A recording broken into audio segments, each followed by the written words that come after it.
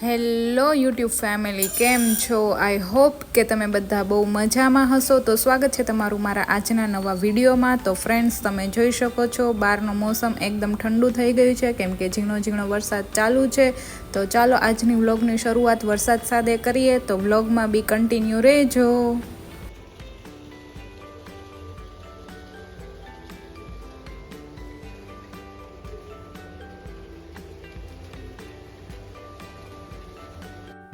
તો હું અહીં થઈ ગઈ છું એકદમ નાહી ધોઈને રેડી. તમે જોઈ શકો છો આજનો મારો કંઈક લુક આવો છે. અને હા, તમે મારી ચેનલમાં નવા હોય તો મારી ચેનલને લાઈક કરજો, શેર કરજો અને હા, સબસ્ક્રાઈબ કરવાનું ભૂલતા નહીં અને મને સપોર્ટ કરજો. તો મળીએ, ચાલો. હું પહોંચી ગઈ છું રસોડામાં. તો ડબરામાં છે રોટલા, તમે જોઈ શકો છો. તો ચાલો આજે આપણે નાસ્તા માટે બનાવીએ વઘારેલો રોટલો. તો વ્લોગમાં બી કન્ટિન્યુ રહેજો.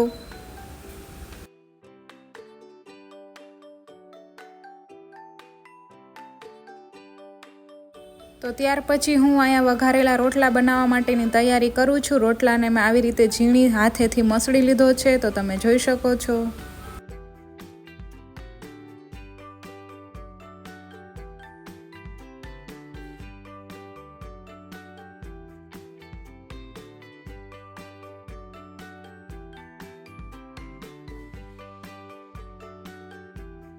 તો અહીંયા મમ્મી મને કહે છે કે લાવ હું તને કંઈક મદદ કરાવું. તો મેં કીધું કે હા, મને વઘારેલો રોટલો બનાવવો છે, તો તમે મને લસણ ફોલી દો. તો મમ્મી અહીંયા લસણ ફોલી આપશે મને.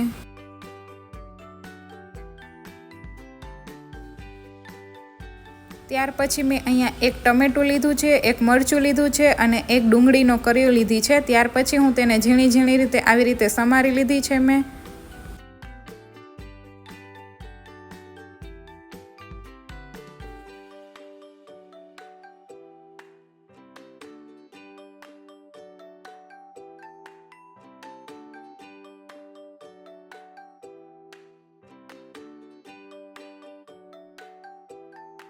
તો તમે જોઈ શકો છો અહીંયા વઘારેલા રોટલા બનાવવાની તૈયારી થઈ ગઈ છે. અહીંયા મેં એક ટમેટું લીધું છે, એક મરચું લીધું છે, એક ડુંગળીની કરી લીધી છે. ત્યાર પછી મેં આદુ અને લસણની પેસ્ટ લીધી છે, કડી પત્તા લીધા છે અને છાશ લીધી છે. કડાઈમાં રાઈને તતડવા માટે મૂકી દીધી છે. તમે જોઈ શકો છો રાઈ એકદમ સરસ રીતે ફૂટી જાય પછી તેમાં 2 ટેબલ સ્પૂન તેલ એડ કરવાનું છે.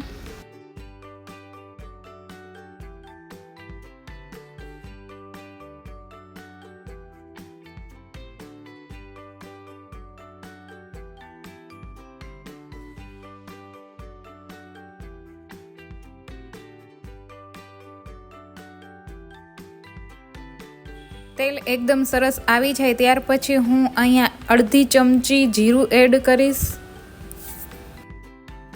ત્યાર પછી અડધી ચમચી હિંગ એડ કરીશ અને એના પછી હિંગ અને જીરું એકદમ તતડી જાય પછી તેમાં હું લીમડાના પાંદડા નાખી દઈશ.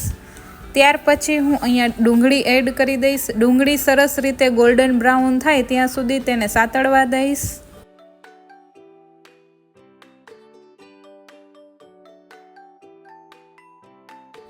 ડુંગળી સરસ રીતે સાતળી જાય પછી એમાં હું અડધી ચમચી હળદર એડ કરીશ અને સ્વાદ અનુસાર નમક એડ કરીશ.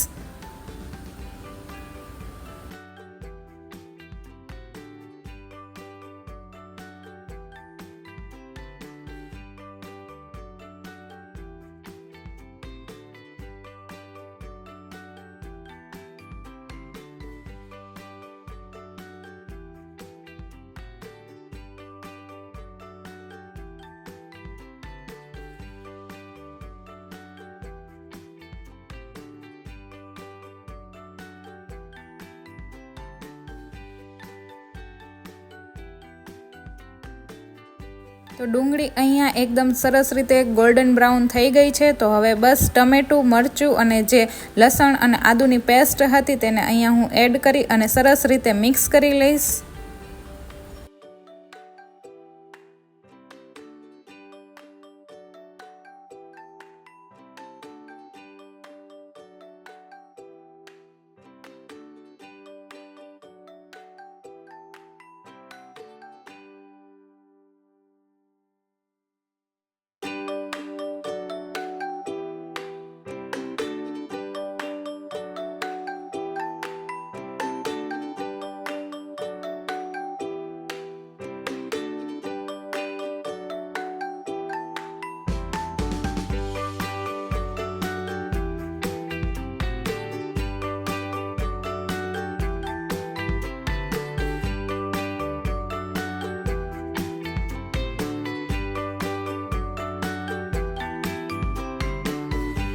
હવે ડુંગળી, ટમેટું, મરચું અને આદુ લસણની પેસ્ટ સરસ રીતે ચડી ગઈ છે. તો હવે હું અહીંયા અડધી ચમચી જેટલી કાશ્મીરી મરચું એડ કરીશ.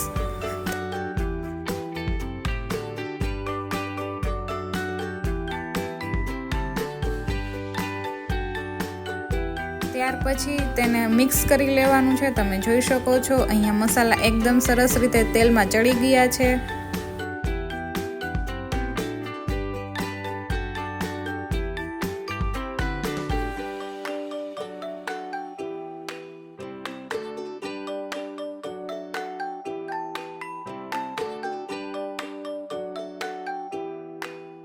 અહીં મસાલા ચડી જાય તેથી જો તમે જોઈ શકો છો કે તેલ એકદમ સરસ રીતે છૂટું પડી જાય છે. તો અહીંયા હું હવે છાશ એડ કરીશ.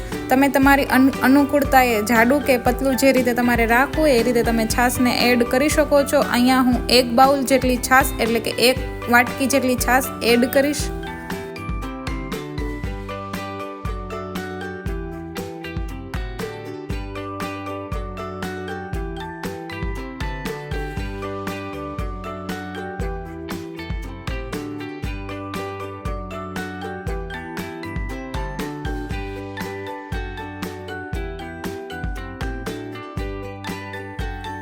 છાશ એકદમ ઉકળી જાય એ પછી હું અહીંયા 1 ચમચી જેટલી ધાણા જીરું પાવડર એડ કરીશ અને તેને મિક્સ કરી લઈશ.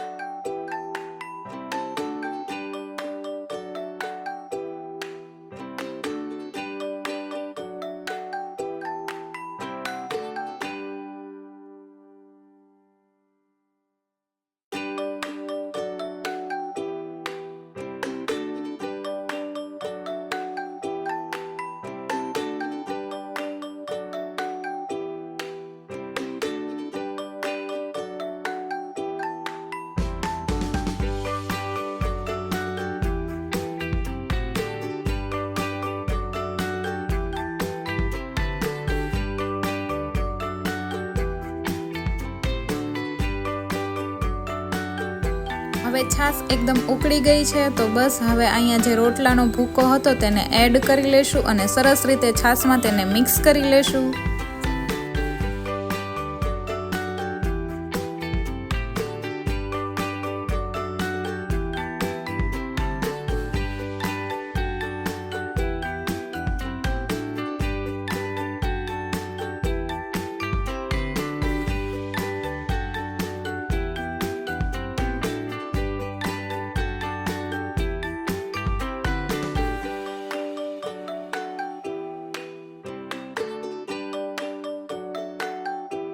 તો અહીં તમે જોઈ શકો છો વઘારેલો રોટલો એકદમ સરસ રીતે થઈ ગયો છે.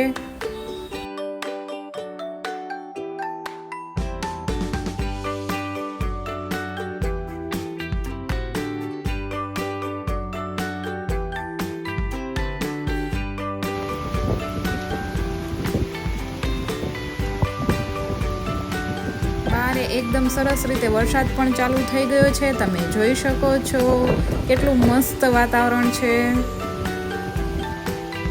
જો તમને મારો આજનો વ્લોગ ગમ્યો હોય તો મારા વિડીયોને લાઈક કરજો, શેર કરજો અને હા, સબસ્ક્રાઈબ કરવાનું ભૂલતા નહીં. તો મળીએ ચાલો બીજા વ્લોગમાં. Thank you.